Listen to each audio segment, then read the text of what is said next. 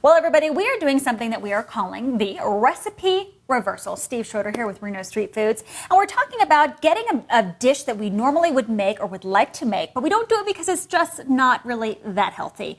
So this is one of them. Steve has come up with a bolognese. You know, that deliciously rich, meaty, sausage, amazing red sauce. Yeah, but we can make it without being so fatty. So that's what we're doing today. And really the key to the bolognese, right? The fat, at least part of it, the sausage. Yeah, so we're using ground turkey and mild Italian sausage. Yeah, as opposed to just all Italian sausage. Right, all Italian sausage usually is done with a veal or a lamb, and of course, heavy ground beef. So subbing it out for a little bit more of a less fat option. All right, let's get to it. How do you start off with your sauce? We want to start off with creating a mirepoix. We're going to get the basics of the onions, carrots, and the celery, get those cooked down into the pan, and then we're going to add the meat. And that's going to cook together and get that flavor coming out of the onions, flavor going into the meat.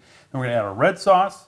And then when that's ready to go, I've got 3 ingredients to put into there. And we're actually subbing out. You see Italian dishes use Chianti. We're going to use a balsamic vinegar in the end to kind of mimic that wine flavor going in. It's still a vinegar. Wine aged is a vinegar. Yeah, so we're still talking about adding some of those really savory, delicious, salty ingredients, but just kind of cutting it back. Oh, yeah. For instance, when you're frying everything up, normally you would start off with butter, but instead you're using... I'll use olive oil. Yeah. Extra virgin olive oil. A little bit of salt. Yeah. Especially need it because of the turkey. Okay, so you mix everything together, right? Everything gets cooked off, and then this is the final product here.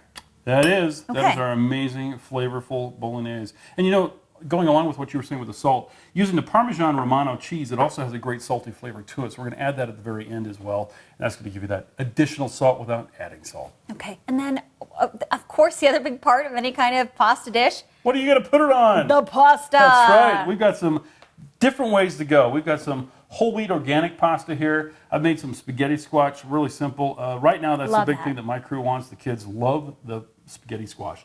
And this is also Italian squash. You just put it into this cool little gadget, spin it around, and you're going to make noodles out of it.